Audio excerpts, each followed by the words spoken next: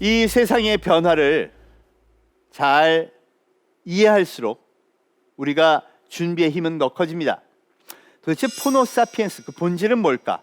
우리는 그냥 막연하게 이거 중독 심하고 맨날 애들 쓸데없는 거나 보고 게임이나 하는 이런 나쁜 스마트폰만 있는 거 아닐까? 이런 생각을 하는데요. 보다 객관적으로 그런 부작용 이외의 순작용도 우리는 같이 봐야 합니다. 포노사피엔스 문명을 잘 설명하신 분이 있는데요. 바로 스콧 갤러웨이라는 뉴욕 유니버시티 스턴 경영대학원에 석하 계십니다. 이분이 더 4라는 책을 썼는데요.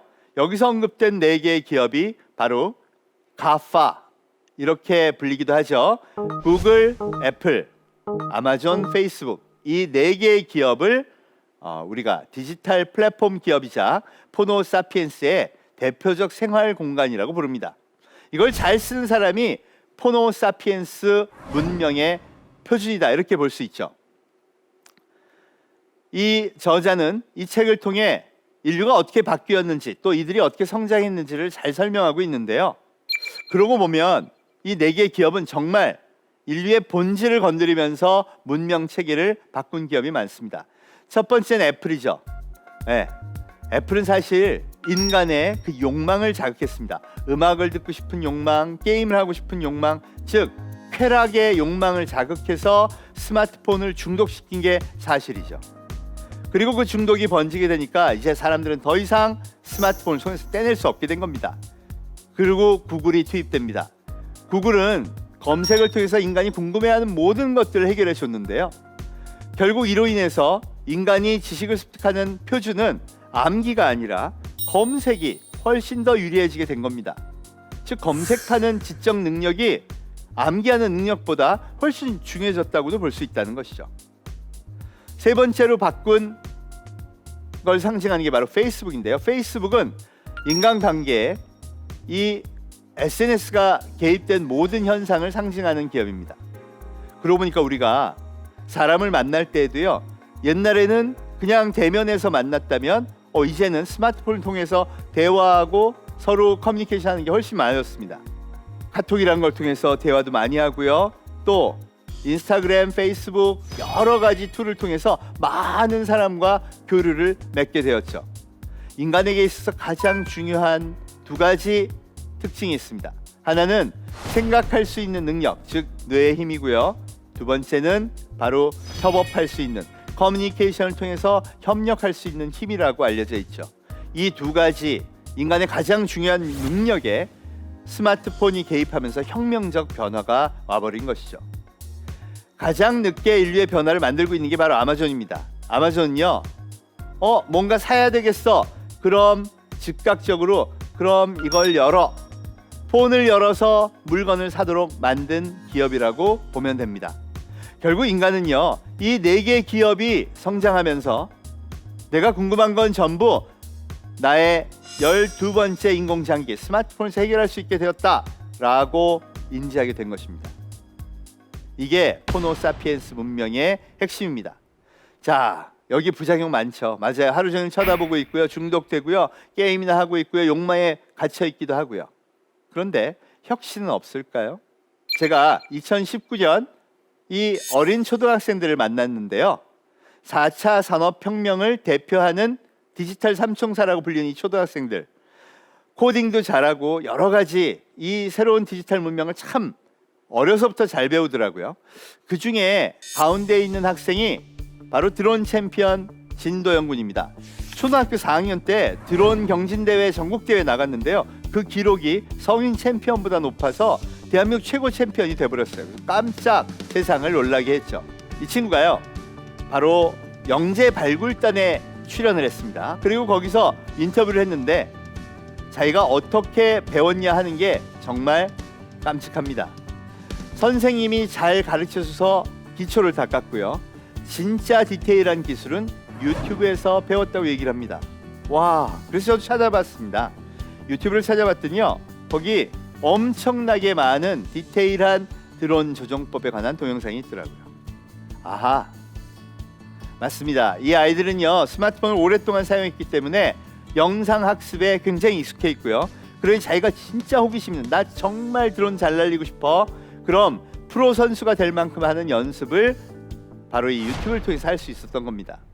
그런데 초등학생이 어떻게 이렇게 빠르게 학습할 수 있었을까요? 그 비결은 영상 학습이 텍스트 기반 학습보다 훨씬 효율이 높고 속도가 빠르다는 것이죠. 그럼 이 새로운 디지털 문명을 통해서 학습하는 게 효과가 있다는 뜻이네요. 네, 맞습니다. 우리가 인지하지 못했던 사실, 어쩌면 정규 과목에 포함되어 있지 않는 이 유튜브 SNS 문명을 기반으로 한 학습은요, 이미 많은 새로운 인재의 성공 방정식을 다 바꾸고 있습니다. 자크 아탈리는 프랑스의 가장 유명한 지성이자 미래학자로 알려진 분입니다. 이분은 항상 음악 소비 변화가 가장 빠르다. 그래서 우리가 음악 소비 변화를 보면 미래 산업을 예측하는데 잘 쓸 수 있다고 했는데요. 정말 그런 것 같습니다. 30년 동안 잘 맞았어요. 그럼 도대체 우리 음악 어떻게 듣나 볼까요? 옛날에는요, 음악을 듣고 싶으면 가서 음반을 사고 그걸 어떤 기기, 제품에 넣어서 틀어서 들었습니다. 그래서 이 오디오에 관련된 기기들이요, 세계 시장을 주름 잡았죠. 이게 제주 전성기였습니다. 근데 지금은 어떤가요? 음악이 듣고 싶다 뇌에서 명령이 떨어지면 우린 폰을 꺼내서 자연스럽게 듣습니다. 이 과정을 스마트폰을 통해 디지털 플랫폼에 접속한다고 하죠. 그런 다음 내가 원하는 음악을 선택하죠. 그럼 그 음악, 즉 그 소비재가 저한테 스트리밍이 돼서 옵니다. 스트리밍, 이 통신을 타고 저한테 그 상품이 전달되는 과정이죠. 그렇게 해서 나는 그걸 음악을 소비할 수 있게 되는 겁니다. 자크 아탈리에 따르면요, 앞으로 모든 표준이 이렇게 바뀐다는 것이죠. 즉 모든 거래는 스마트폰을 통해 디지털 플랫폼에 접속해서 일어나고요, 내가 원하는 게 상품이 됐건 서비스가 됐건 스트리밍 돼서 통신이 됐건 택배를 됐건 타고 나한테 전달된다. 이게 앞으로 인류 문명의 표준이 된다. 음악은 이렇게 얘기하고 있다는 겁니다. 그래서 뭐라 그러냐? 인류 생활 공간이 디지털 플랫폼으로 이동했다는 것이죠. 그럼 첫 번째 해야 될 건요, 디지털 플랫폼이 도대체 뭐냐를 이해해야 됩니다. 아니, 통신은 뭐고 디지털 플랫폼이고 서버는 뭐지? 거기서 거래는 어떻게 일어나는 거야? 돈을 내가 내긴 하는데 거기서 돈이 가고 나면 누가 얼마씩 나눠 갖는 거지? 이걸 알아야 한다는 것이죠. 자, 그럼 디지털 플랫폼을 구축하는 그 언어는 뭘까요? 그게 코딩이라는 거죠. 누구나가 프로그램 개발자가 되기 위해서 배울 필요는 없습니다. 언어를 작가가 되려고 배우는 건 아니니까요. 그렇지만 문명의 소통 단위로는요, 언어를 배워야 하는 것이죠. 코딩은 그런 관점에서만 기초적인 공통교육이 필요합니다. 두 번째는요, 디지털 플랫폼에서 거래가 이루어지면 이 모든 소비자가 남긴 흔적이 데이터로 쌓입니다. 자, 어느 기업은 이 데이터를 기반으로 사람이 이런 걸 좋아하는구나, 요새는 이런 게 유행이구나, 즉각 제품을 만들고 대응한다면 그렇지 않은 기업에 비해서 훨씬 유리하겠죠. 이렇게 많이 축적된 데이터를 이용해서 비즈니스를 혁신하는 작업을 바로 빅데이터 분석이라고 합니다. 요즘 가장 각광받는 직업 분야이기도 하죠. 그러니 빅데이터 분석은 인간의 마음을 읽는 행위입니다. 따라서 그냥 기술적으로 숫자로 수학 잘 풀고 하면 잘하는 게 아니라 그건 툴이고요. 인간이 진짜 이런 걸 좋아해. 요런 읽을 수 있는, 마음을 읽을 수 있는 능력이 있는 사람이 굉장히 중요한 겁니다. 그래서 실제로는 빅데이터라는 툴을 읽어서 이 인간의 소비 성향을 잘 아는, 소위 말해서 비즈니스 잔뼈가 굵은 사람이 훨씬 유리한 영역이기도 하다는 거죠. 세 번째는 그 데이터를 분석하는 데 그치지 않고 이 사람이 이런 걸 좋아하네, 이 사람은 IT 좋아하고 맨날 이런 것들만 다 보는 거 보니까 이 사람이 좋아하는 제품이나 특성은 이런 거야 라고 프로그램이 결정해서 알려주는 게 있습니다. 그게 바로 인공지능이죠. 마치 바둑을 둘 때 이수 보니까 얘는 이거 두겠네, 그럼 내가 이걸 먼저 해야지. 맞아요, 이런 건 잘합니다. 룰이 정해지면 잘하는 게 인공지능이죠. 인공지능은 절대 전지전능하지 않습니다. 그렇지만 데이터라는 걸 통해서 학습을 시켜주면 뭔진 모르지만 학습해 봤더니 얘는 이런 걸 좋아하고 쟤는 저런 걸 좋아해, 이런 걸 만들어주는 프로그램이 바로 인공지능이라는 거죠. 그러니 그걸 잘 쓰는 기업이 유리해집니다. 그래서 이 사회에서 지금 디지털 플랫폼을 구축하는 것, 그리고 빅데이터 분석과 인공지능을 잘하는 그런 인재들이 많이 필요하다고 얘기하는 것이죠. 그럼 그것만 잘하면 정말 끝나는 걸까요? 그럼 진짜 우울하네. 나같이 이 엔지니어링 기술 이런 거 잘 모르는 사람 어떡할까? 여러분, 삶이 전부 이런 기술로만 이루어질 리는 없겠죠. 사실 이 시대 가장 큰 변화는요, 기술의 변화와 맞물려 일어나는 권력의 이동입니다. 이게 가장 중요하고요. 이걸 먼저 잡게 되면요, 엄청난 변화를 각 다양한 분야에 있는 사람들이 크게 만들어낼 수 있습니다. 그게 뭐냐? 바로 소비자 권력 시대의 시작입니다. 우리는 그동안 정치 권력, 자본 권력, 사회 권력, 언론 권력, 이런 특정한 시스템이 갖고 있는 그런 권력에 의존한 사회를 살아왔습니다. 그래서 그들은 강력한 권력을 바탕으로 소위 대중을 통제하고 통치할 수 있다고 믿어왔죠. 민주주의에 반한 일이었지만 사실은 어떻게 해볼 수도 없는 거였습니다. 그런데 이게 크게 바뀌었죠. 우선 절대 언론 권력이던 방송국의 권력이 이제는 소비자한테로 넘어가 버린 겁니다. 한번 점검해 볼까요?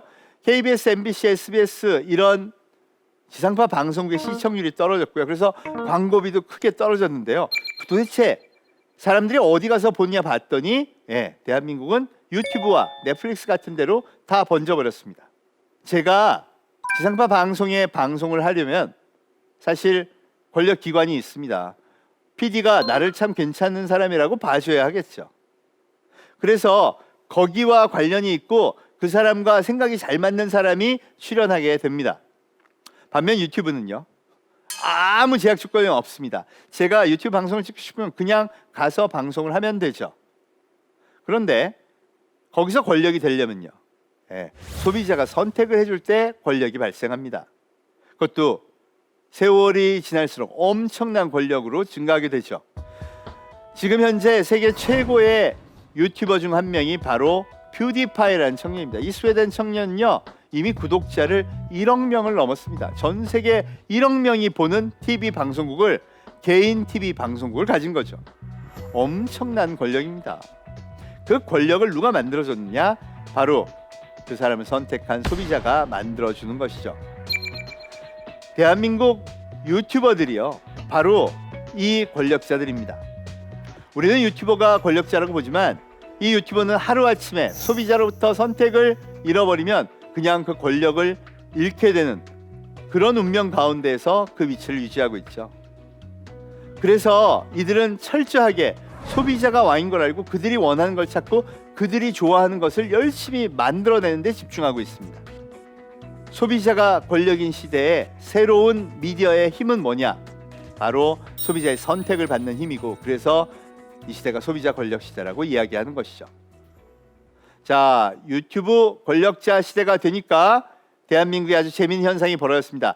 바로 6살 꼬마 보람이 사건이죠. 아유, 난리가 났었습니다.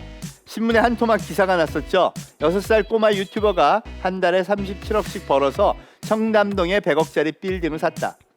대한민국이 난리가 났었어요. 정말 거의 모든 언론사들이 이래도 되는 거냐?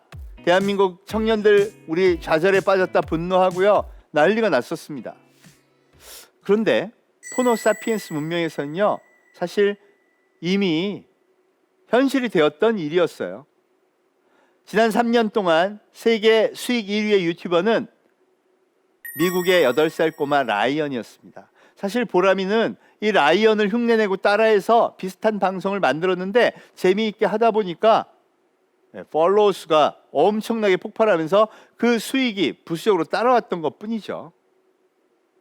문제는요, 그걸 보는 우리의 굳어있는 시각입니다. 아니, 방송국에서 큰 방송을 만들어서 히트를 하고 돈을 벌고 광고비를 받아가는 건 괜찮은데, 일개 개인이 유튜브를 해서 열심히 만들어갖고 좋은 방송 만들었더니 사람들이 막 몰려와서 거기서 수익을 잡는 건 이상하다? 이렇게 되면 우리는 편향된 시각을 갖게 되는 겁니다. 여러분, 이제 이건 당연합니다. 세계 최고의 유튜버 8살 꼬마 라이언은요 2019년 303억의 광고비를 벌었습니다. 그리고 우리는 이제 그게 당연하다고 생각해요. 아이들이 즐길 수 있는 컨텐츠를 만들어내니까요. 물론 규제도 하고요. 물론 나쁜 방송은 막아야 됩니다. 부작용은 최소화해야죠. 그런데 이 혁신의 힘을 잃어버리게 되면요. 지금 지상파 방송국에는요. 딱 하나의 방송, TV 유치원이라는 게 남았습니다. 제가 들어가서 시청률 봤더니 0.2%더라고요. 여러분 대한민국 4, 5, 6, 7세 아기 인구 합해야 138만인데요. 138만 아기 중에 0.2%만 그걸 봅니다. 그리고 우리 방송 과연 경쟁력이 있다고 얘기할 수 있을까요? 우리가 진짜 주목해야 될 건 어떻게 하면 소비자로부터 선택을 받아 이 새로운 권력 시대에 성공할 것이냐 하는 것이죠. 이 방송국에서 일어난 혁명은요 거기에 그치지 않았습니다. 이미 유통으로 급격하게 번졌습니다. 이제 대한민국 TV 홈쇼핑들은요 적어도 50% 정도의 이 판매를 바로 모바일로 옮겨서 판매합니다. 거기서도 다른 방송을 합니다. 소위 인플루언서라는 사람들이 나와서 방송을 하고 거기서 판매하는 게 과거 TV 절대 플랫폼에서 올리던 거에 절반을 차지하게 됐다는 거죠. 중국은 아예 말도 못합니다. 왕홍이라는 새로운 직업도 생겼는데요. 바로 방송을 하면서 물건을 파는 그런 사람들입니다. 이 중에 가장 유명한 사람 중에 하나가 바로 장다이라는 친구인데 2018년 자기 개인 매출로 5천억을 넘겼고요. 그래서 그걸 바탕으로 루안홀딩스라는 회사를 하나 차렸습니다. 그리고 1년 만에 2019년 모든 청년 벤처의 꿈이라는 나스닥에 당당하게 상장을 하죠. 어떻게 그게 가능했을까요? 너무 많이 사기 때문입니다. 2017년 15조 원에 그쳤던 왕홍 전체 매출은요 2019년 100조를 넘어갑니다. 무려 2년 사이 7배가 성장하게 된 것이죠. 중국 소비자 중 6억 명이 시청을 하고 있고요. 이번 광군제 때에는 무려 45조의 매출이 하루에 일어났는데 그중 절반을 이 왕홍들이 방송하는 걸 보고 구매를 했다고 합니다. 그 이유는 급격하게 진화하는 포노 사피엔스 문명이 있습니다. 대한민국에서 조사를 해봤습니다. 도대체 물건을 사기 전에 어떤 것을 더 신뢰합니까? 이 유튜버, 즉 방송을 개인적으로 하는 사람들을 더 신뢰합니까? 아니면 광고, 연예인을 더 신뢰합니까? 라는 질문에 대한민국 70%가 넘는 사람이 유튜버를 더 신뢰한다고 답변을 했습니다. 디지털 문명이 발전한 중국은 더 하겠죠. 즉 유통의 거대 체계가 다 바뀌는 겁니다. 중국에서 가장 유명한 유튜버 이름이 웨이야입니다. 뷰티, 화장품 분야 최고 왕홍인데요. 이 친구가 2019년 3월에 한국에 와서 한국 화장품 특별전을 했습니다. 무려 85만 개를 사다 놓고요. 이걸 1시간 방송하면서 다 팔겠다. 이런 당찬 방송을 했는데요. 얼마나 시간이 걸렸을까요? 네, 딱 43초가 걸렸습니다. 초당 2만 개씩 팔아낸 것이죠. 정말 무서운 속도이고 무서운 팬덤입니다.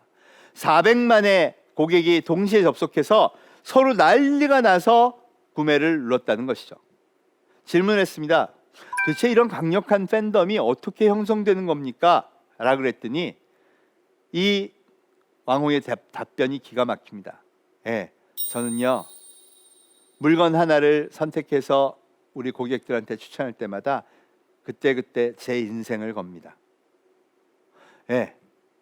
답은 진정성이었습니다. 여러분 우리나라 TV 홈쇼핑은요 물건을 가져다 놓고 백화점처럼 나열해서 소개하고 파는 데입니다.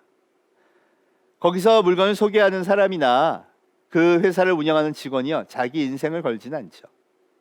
그런데 왕홍은 다르다는 겁니다. 왕홍은 한번 소비자를 배신한 순간 끝장이 난다는 걸 잘 알고 있죠. 우리나라에도 인플루언서들이요 한번 고객의 대응을 잘못했다가 아주 힘들어지는 경우 많이 봤습니다. 결국 이 디지털 문명, 포노사피엔스 문명은 특징은요 자발적 팬덤이고요. 그걸 만들어낸 힘은 진짜 소비자의 마음을 움직이는 진정성이라는 것이죠. 소비자 권력 시대에 아이러니하게도 진짜 그 사람의 마음을 움직이는 그 마음을 할 수 있는 진정성이 가장 중요한 핵심 요소가 되었다는 것이죠. 결국 진정성 있게 승부하고요. 이 시대 포노사피엔스가 좋아하는 걸 만들어내고요. 그렇게 해서 사람들이 몰리게 하는 것이 바로 성공의 비결이다.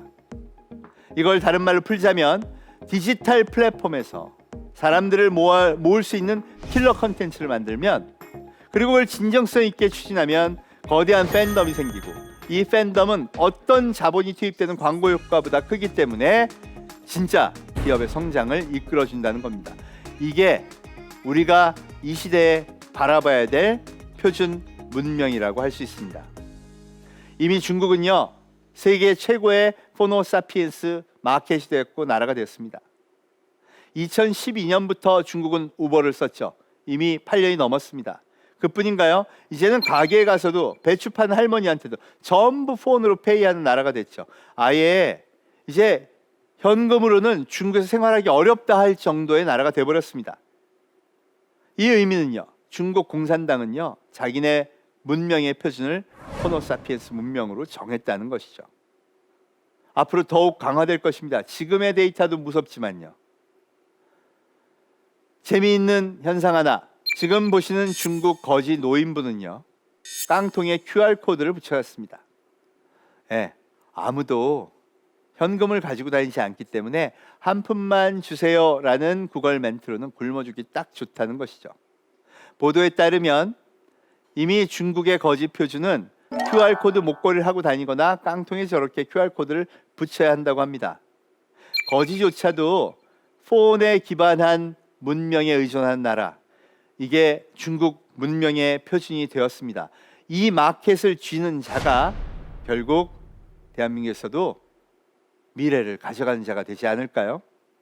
중국과 미국은 무역 전쟁 중입니다. 사실 세계 최강의 패권 국가인 미국은요, 다른 나라들은 요새 관심이 없고 오로지 중국과의 전쟁에 집중하는데요. 그게 디지털 문명 시대에 쫓아올 수 있는 나라는 중국 하나밖에 없다는 결론을 내린 탓 아닐까요? 이 미중 무역 전쟁의 근본은 저는 디지털 문명을 누가 선점하느냐의 전쟁이지 않는가, 저는 이렇게 판단을 합니다. 이제 인류는 명백하게 달라졌습니다. 50억이 넘는 인구가 스마트폰에 기반한 포노사피엔스 문명을 선택했고요. 이제 2020년은 포노사피엔스 시대가 개막되었다고 해도 과언이 아닌 것 같습니다. 우리는 정해진 미래를 준비해야 됩니다. 무려 7천조가 넘는 자본이 여기에 투입돼서 우리가 새로운 시장 생태계로 나아가기를 기다리고 있습니다. 대한민국이 한번 움직이면 엄청난 속도로 잘 움직이니까 우리가 노력만 한다면, 표준만 바꾼다면 엄청난 도약의 기회가 저기 있지 않을까 생각합니다.